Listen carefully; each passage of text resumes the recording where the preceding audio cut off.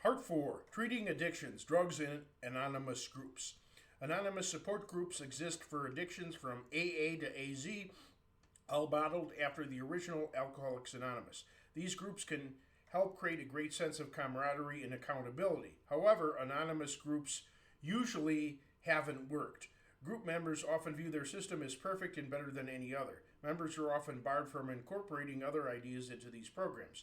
Moreover, longtime members may pressure new members to give up their friends, even though they've never met and absolutely know nothing about those friends. But if group members stop invading others' personal lives, only stick with the problem at hand, and become open to helpful suggestions, these problems would be resolved. Most groups have removed the distinctly Christian theology, replacing a definitive God with a so called higher power, whatever that is to you. So your higher power could be the ceiling, or believing in somebody bigger than yourself could be believing in Fat Ablett. Everyone's personal beliefs are encouraged, but vocalizing them is discouraged. If someone conquers their addiction, finding happiness and fulfillment with their higher power's help, other members are expected to acknowledge them a complete success and believe that she or he has achieved the zenith of spirituality.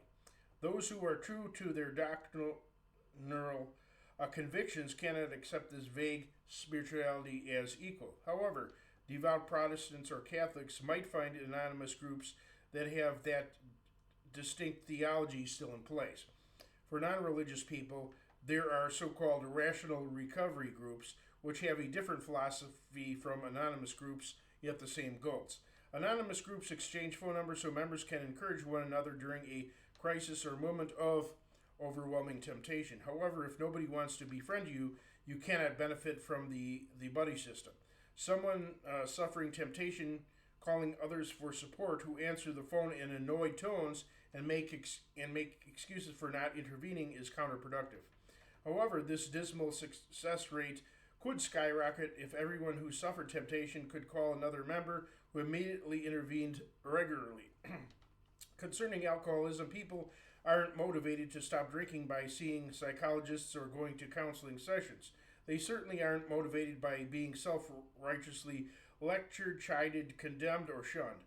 Most people are heavy drinkers because they have a hole in themselves which they fill with alcohol. They must fill that hole with something else, such as spending time with non drinking friends. Thank God for medication made possible by technology. Addiction to hard drugs like heroin, morphine, or cocaine, and fentanyl now, almost always requires drug therapy coupled with a medically supervised detoxification program. For alcoholism, medicines such as disulfiram causes alcohol intolerance, therefore preventing enjoyable consumption. However, this medication can be very dangerous and is not for every alcoholic.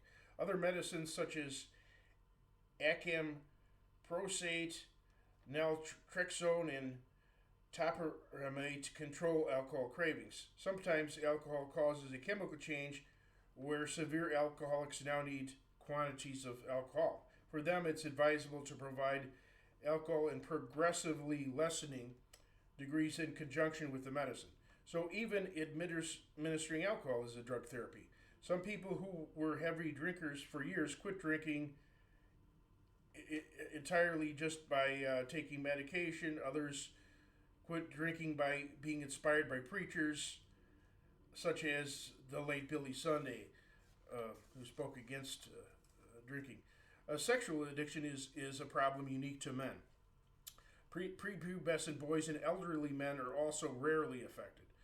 Many men struggle with sex, and men without sexual partners usually much more so. That's because libido is primarily controlled by testosterone levels and releases. Since doctors usually won't prescribe hormone blockers, those seeking drug therapy would probably have to order medication over the internet, having to pay out of pocket and not having quality control. However, this route is appropriate if this addiction causes serious financial loss, legal trouble, or poses a serious hazard.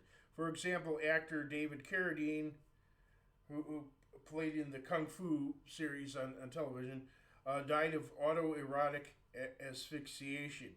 In severe cases, only radical action produces adequate results. Medication prescribed by professionals for combating melancholia or compulsion can decrease excessive libido somewhat and satisfies some users thereby. However, since these medicines don't alter hormone levels, stronger options are sometimes necessary.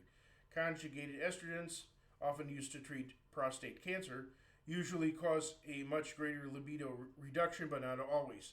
Testosterone sometimes dominates, and estrogens in such men can be converted into testosterone. Besides, superfluous estrogen may cause the unwanted side effect of slight bodily feminization. Anti-androgens, drugs which specifically block testosterone, are highly effective. However, they're expensive and hard to get. Though altering hormone levels causes side effects, the benefits far outweigh the side effects for serious addicts. Though obtaining hormone blockers may be difficult and the use is discouraged, incarcerated sexual predators often obtain such medication easily. So men should commit crimes in order to fix the problem? Well, you know the answer to that. Actually, the solution should be every man having his own wife and getting full sexual satisfaction thereby. However, this is far from happening at this point. Notably, some cannot afford medication, others do not have the discipline to stay on the medication, while some may have a poor or bad reaction to medicine. So use whatever works for you, and stay tuned for part 5.